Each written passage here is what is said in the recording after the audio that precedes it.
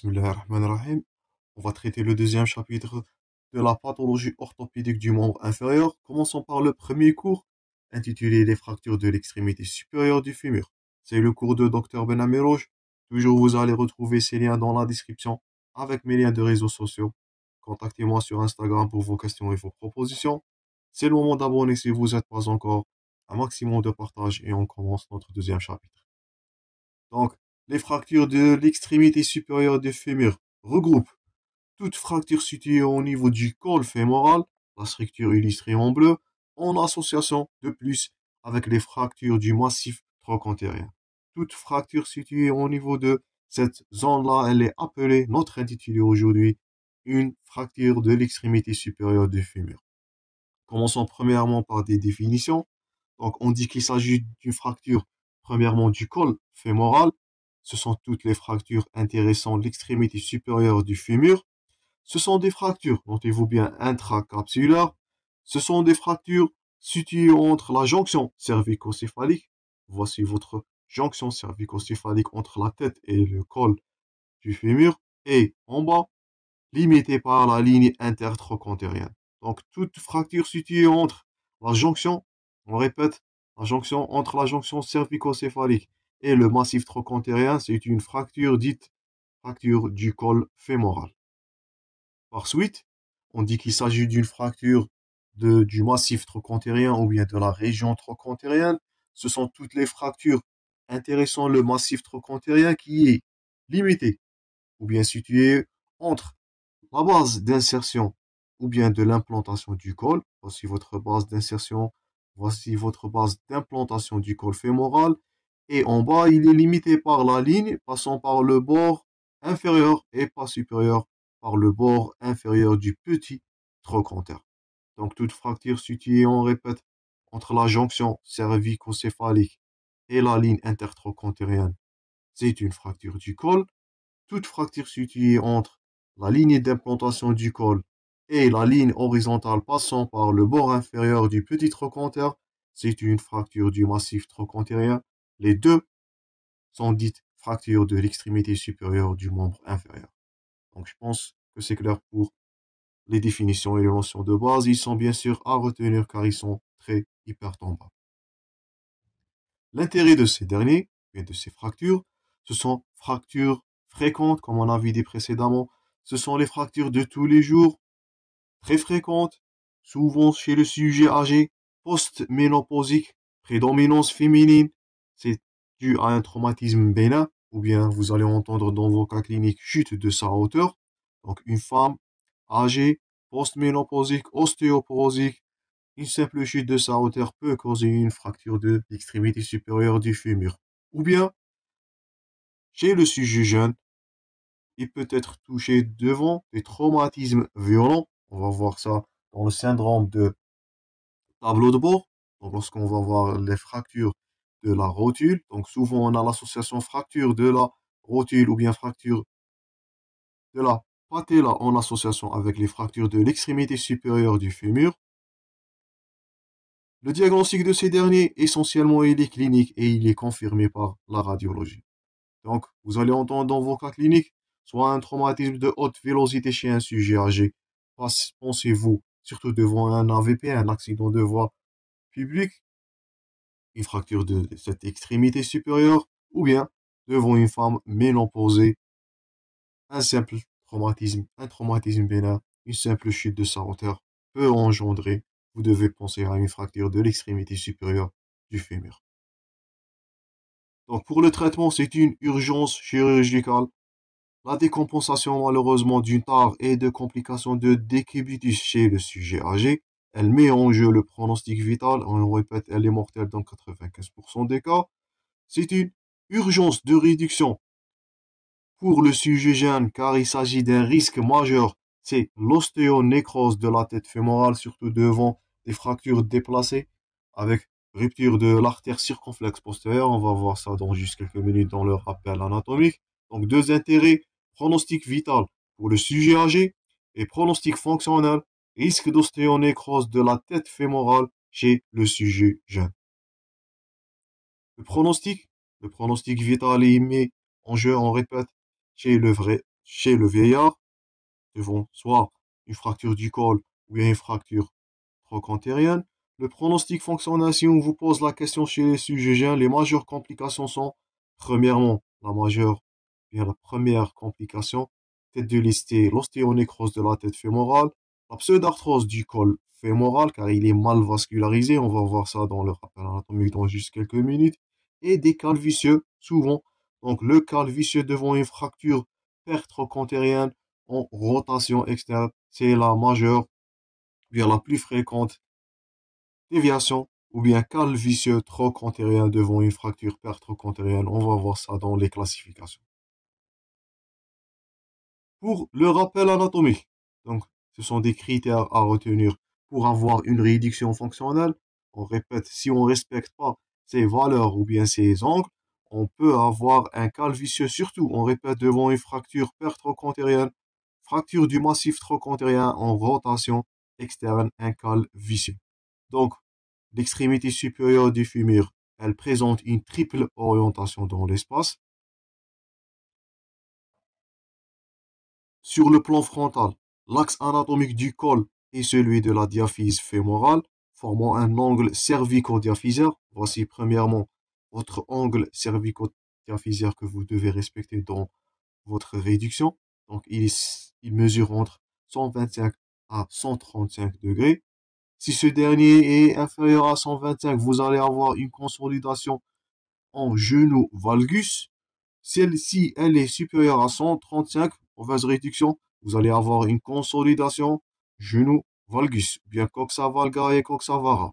Sur le plan sagittal, l'axe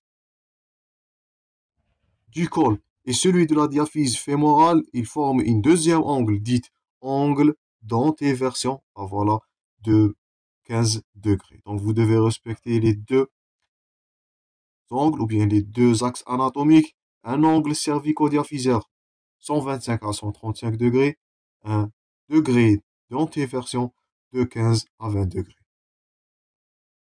En plus de la triple orientation dans l'espace en haut, en avant et en dedans.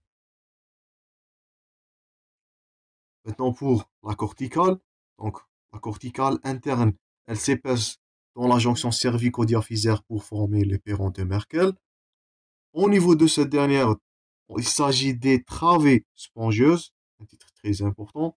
Donc, ces travées spongieuses, donc, comme on avait dit dans le premier cours concernant les généralités en orthopédie, donc l'os des épiphyses, c'est un os spongieux, donc c'est un os fragile. C'est pour cela qu'il s'agit des travées de renforcement qui sont appelées les travées de Remack, donc qui vont consolider, bien qui vont donner une résistance à cette extrémité. On a premièrement le groupe principal. Voici les premiers travées. C'est le groupe principal de compression. Donc, comme leur nom indique, il résiste à la compression de la tête et de l'extrémité supérieure. On a deuxièmement les deux, bien le groupe secondaire, le groupe secondaire de compression. On a troisièmement le groupe trochanterien, donc qui consolide ou bien qui donne une résistance au massif ou bien au grand trochanter. Et on a quatrièmement et cinquièmement les deux groupes principaux. Le groupe de tension, voici le premier groupe de tension et le deuxième groupe de tension. Entre ces derniers, donc il s'agit d'une zone de faiblesse qui est appelée le triangle de Ward. C'est le siège général de fracture. Si on vous pose la question, c'est le triangle de Ward qui est concerné par les fractures, par l'absence, comme vous êtes en train de noter, de trame, de travée de Remack au niveau de cette dernière région. Pour la vascularisation, donc, on a deux grands titres, donc la tête fémorale et aussi le massif trochanterien. Donc, pour la tête fémorale, la vascularisation, elle est assurée par trois sources. Premièrement, par l'artère du ligament rond, qui vascularise la zone périfovéale. Ça, c'est premièrement. Vous avez deuxièmement l'artère circonflexe antérieure, à ne pas confondre avec la postérieure. L'artère circonflexe antérieure, elle vascularise le quart, c'est à noter, le quart antéro-inférieur de la tête. Et troisièmement, la principale artère, c'est l'artère circonflexe postérieure. Toujours à ne pas confondre ces deux artères. C'est l'artère circonflexe postérieure qui est la majeure artère pour la vascularisation. C'est un réseau prédominant et elle vascularise les trois quarts restantes, les trois quarts postéro-supérieurs de la tête fémorale. Donc l'artère du ligament rond, l'artère circonflexe antérieure, c'est le quart antéro-inférieur, à ne pas confondre, avec l'artère circonflexe postérieure, la majeure, vascularisant les trois quarts postéro-supérieurs de la tête. C'est la lésion, parce qu'il s'agit d'une rupture de continuité entre la tête fémorale, un déplacement majeur. C'est la rupture de cette artère-là qui va engendrer, qui va causer la majeure complication chez le sujet jeune d'une fracture de haute vélocité qui est l'ostéonécrose de la tête fémorale. Pour le massif trochantérien, rarement on note une nécrose car ce dernier il est très richement vascularisé. C'est un os, on répète, qui est spongieux. Donc la vascularisation de l'épiphyse proximale du fémur, elle est riche. On parle d'une éponge, un os spongieux, c'est une éponge vasculaire. Un double réseau vasculaire riche, anastomosé des artères circonflexes qui va favoriser la consolidation osseuse plus rapidement au niveau du massif trochantérien, plus qu'une fracture du col fémoral qui est plus susceptible de développer des risques de nécrose. Et pour la consolidation, donc notez-vous bien qu'il ne s'agit pas de périoste au niveau du col.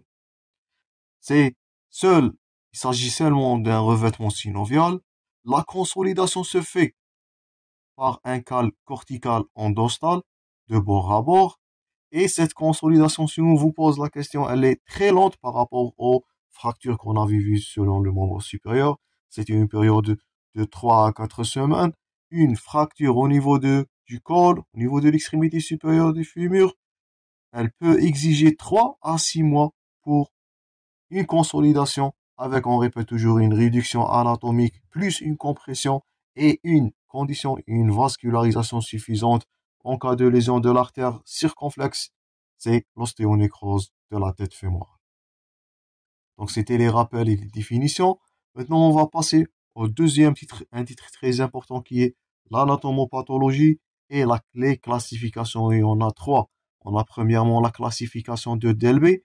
Notez-vous bien, c'est une classification basée sur le siège du trait de la fracture. Ça, c'est premièrement. Vous avez deuxièmement la plus importante, c'est la classification de Garden. Donc, vous allez retrouver cette dernière dans vos questions. C'est une fracture, bien c'est une classification basée sur l'orientation des travées de Remack. C'est très important.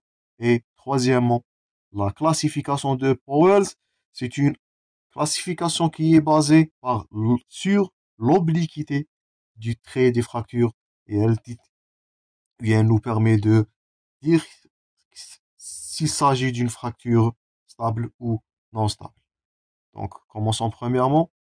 Donc, pour les deux mécanismes, vous avez un choc direct, surtout chez le sujet âgé. Une simple chute de sa hauteur, ça on avait dit. Une réception sur la région trochantérienne et vous avez une fracture de l'extrémité supérieure. Ou bien un choc indirect. Donc, un choc recevé dans la face antérieure d'un genou fléchi, c'est le syndrome de tableau de bord, gardez-vous bien de ce terme. On va le revoir dans les fractures de la rotule. Ou bien un choc sur le pied recevé sur un genou, ou bien où le genou est en extension, et vous avez donc par effet indirect une fracture de l'extrémité supérieure du fémur. Premièrement, pour la classification de Delbé, elle est basée sur le siège du trait de fracture, et on distingue des fractures sous-capitales. Voici premièrement, ça c'est une fracture sous-capitale, elle est située au ras du cartilage, c'est la plus haut située. J'espère que vous êtes en train de prendre des notes. Vous avez deuxièmement une fracture transcervicale. Donc la deuxième, elle est située au niveau de la partie moyenne du col. Et dernièrement, troisièmement, vous avez une fracture basicervicale située à la jonction cervico-trochantérienne juste au-dessus de la ligne intertrochantérienne. Donc de haut en bas, si on vous demande d'ordonner ou bien de donner ordre à ces fractures, vous allez la subcapitale premièrement, ou bien sous-capitale, c'est la plus haute, suivie par la transcervicale en deuxième ordre, et troisièmement par la basicervicale. Donc ça c'est premièrement pour la classification de Delphi. La deuxième, la plus importante, vous allez avoir des questions sûrement sur cette dernière. Donc c'est la classification de Garden, elle est basée sur l'orientation des travées et on distingue quatre types. Donc premier type dit fracture en coxa valga. Deuxièmement, dite fracture non déplacée, c'est la plus difficile à distinguer ou bien à visualiser, à diagnostiquer dans la radiographie. Et troisièmement, la fracture en coxa vara. Donc, toujours à comparer, à différencier entre le type 1 et le type 2. Souvent, ce sont des questions posées. Et quatrièmement, la fracture la plus complexe, qui est la fracture complètement dépassée, ou bien la classification, le grade 4, concernant la classification de Garden. Ça, c'est le grade 1, ça, c'est le grade 2, grade 3 et grade 4. On détaille premièrement le type 1. Donc, c'est une fracture dite en coxa valga, à noter, tout ce qui est coloré, bien sûr. La fracture, elle n'est quasi pas déplacée. Donc, heureusement, on peut dire qu'il s'agit d'un bon pronostic, pas de séparation de la tête fémorale. Mais les travées spongieuses de suspension céphalique, ils sont verticalisés par rapport à celles du col fémoral. Là, dans l'illustration, donc, ça, ce sont les travées de la région céphalique. Ils sont verticalisés. Donc, vous êtes en train de noter là. Il s'agit d'une verticalisation. Et voici ça, c'est votre valgus. On dit, c'est du type 1, ou bien on dit que les travées sont verticalisées par rapport à celles du col, ou bien on dit qu'il s'agit d'une fracture en coxa valga valgus. Donc, coxa valga, un valgus, il est associé avec une verticalisation des travées. Deuxièmement, la fracture de type 2, c'est la plus stable, c'est une fracture non déplacée. Les travées spongieuses de six tensions, ils sont non déplacés. Et voici votre deuxième grade. Donc les travées, donc il s'agit pas de valgus. Donc type 1 c'est du valgus.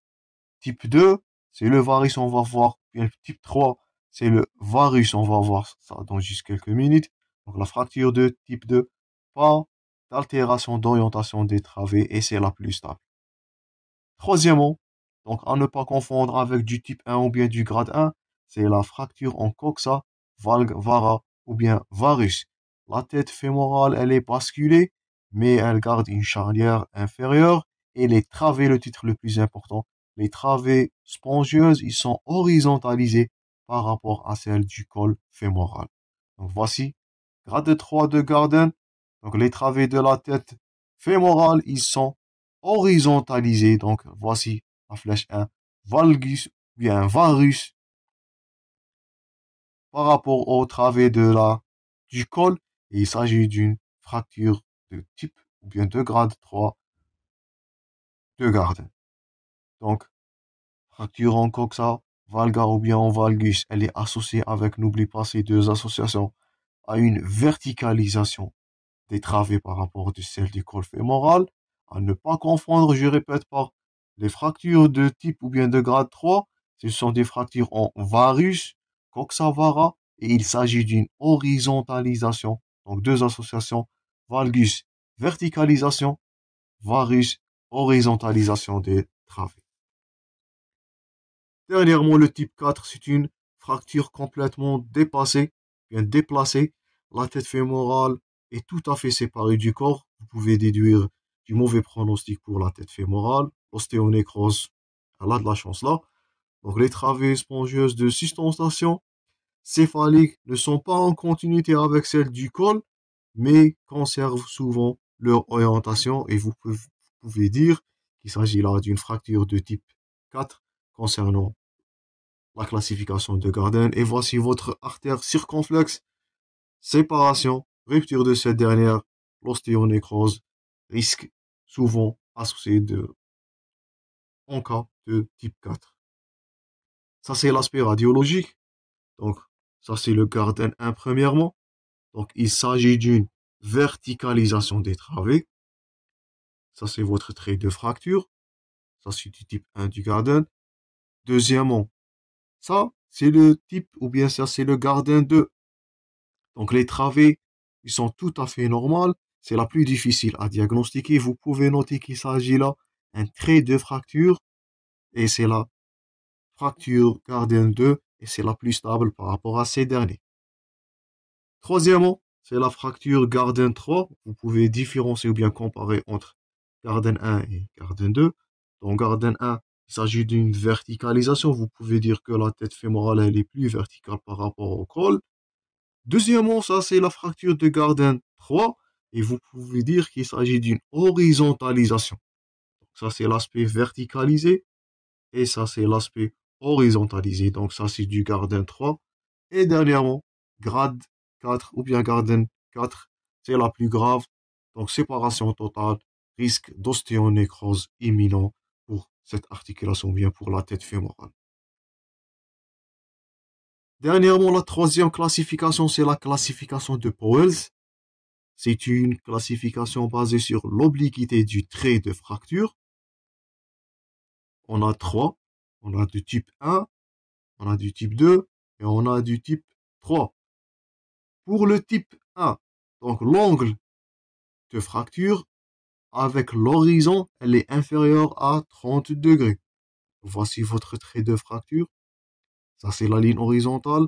Il s'agit d'un angle entre la ligne ou bien trait de fracture et la ligne horizontale de 30 degrés.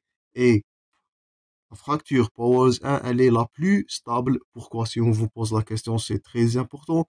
Parce qu'il s'agit d'une force de compression qui sont maximales et qui vont aider à la consolidation. Donc, les deux forces, vous avez premièrement la première force exercée sur le trochanter, bien le massif trochantérien, et deuxièmement la deuxième force appliquée par le poids du corps. Et là, qu'est-ce qu'il va s'agir? Il s'agit d'une compression. Donc, deux forces verticales. Il s'agit d'une compression au niveau de ce trait de fracture. Cette compression, elle va nous aider pour la consolidation.